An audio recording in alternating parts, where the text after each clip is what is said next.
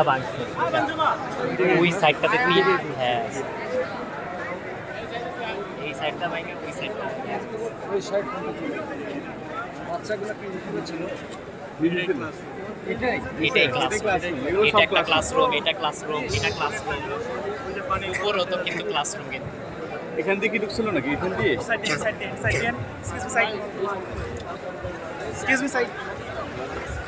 বিমান পড়ছে তো, বিমানে তো সিনই নাই, বিমান যে এনে আর এই যে বিমানে যে দুর্ঘটনা হয়েছে, বিমান একটা এই গর্তের ভিতরে ছিল, এই যে এখানে গর্তের ভিতরে বিমান তো এনে বইরা থাকলো, বিমান কারণ কি স্কুলের ছাত্রছাত্রী আছে নাকি? বিমান তো এনে বইরা থাকলো, যে বিমানে এনে থাকবে অ্যাক্সিডেন্ট, এটা দুর্ঘটনা। বিমান পরিষ্কার করে একটা সব নিয়ে গেছে, বিমান এলাকা বিমান নিয়ে গেছে। সরকার চালাকি করছে, এটা ধরা গেছে।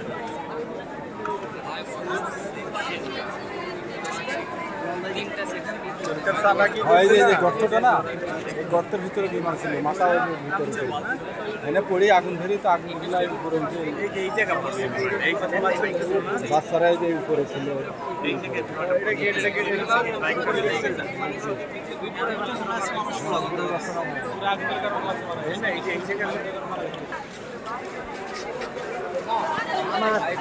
দেখতে সমস্যা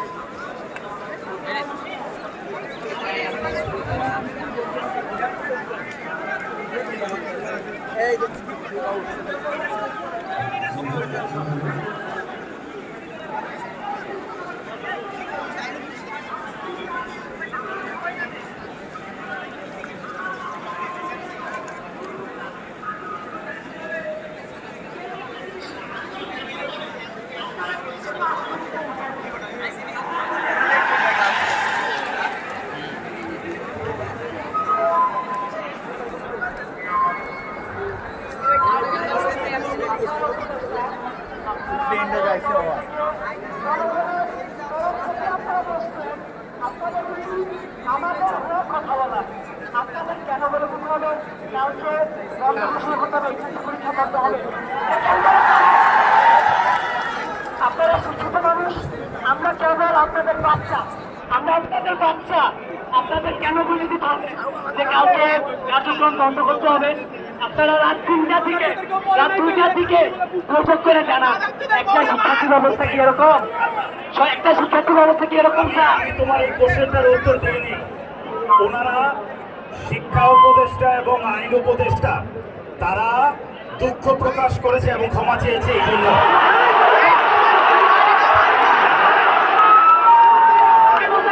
আমি তোমাদের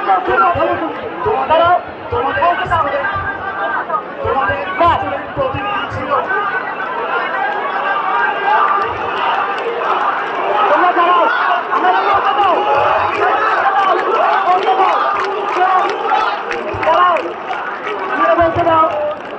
আমরা বলতে দাও। আমরা সেটাও বলেছি। সেনাবাহিনীর থেকে ডেফিনেটলি এটা বলা হয়েছে, তোমাদের প্রতিনিধিরা ছিল, তোমরা তোমাদের প্রতিনিধি সাথে আমাদের তথ্য সরবরাহ করেছে, সেটা তোমরা থাকো, তোমাদের সেখানে অবস্থান থাকো, আমরাও চাই, আমরাও চাই তোমরা আসো, তোমরা দেখো, আমরা মিস করে দেবো।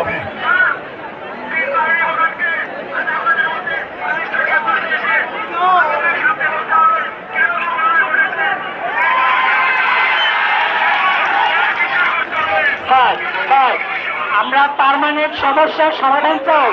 আমরা বারবার রক্ত দিতে পারবো না, আমরা বারবার রক্ত দিতে আসি নাই। আমরা কেন বারবার রক্ত দিব? আমরা কেন রক্ত দিবে? একবার আন্দোলন হবে, আমরা একটা আন্দোলন, একটাই শেষ, একটাই সমাধান। আপনাদের কেন বারবার বলতে হবে?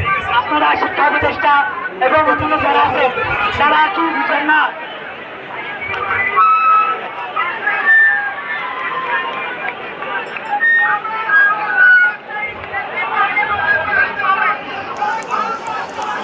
আচ্ছা, শুনে যাচ্ছি কথা, শুনে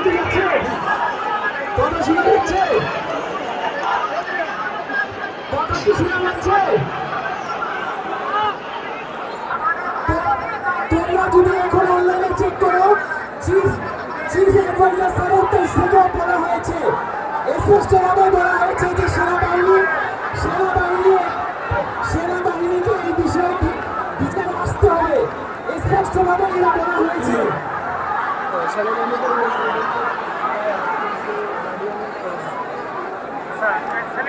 তোমরা নিজেরা চেক করো, তোমরা নিজেরা চেক করো, তোমরা নিজেরা চিফ অফ পুলিশ স্যারের তোমরা পেজে চেক করতে পারো।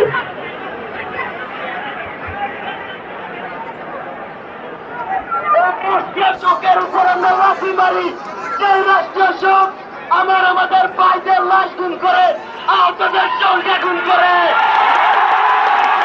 রাষ্ট্রীয় শোকের উপর লাঠি মারি, সেই রাষ্ট্রীয় শোকের কারণে অভিভাবকরা তাদের সন্তানকে এখনো খুঁজে পাচ্ছে না।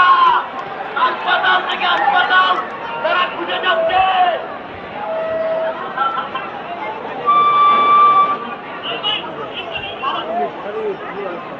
আচ্ছা,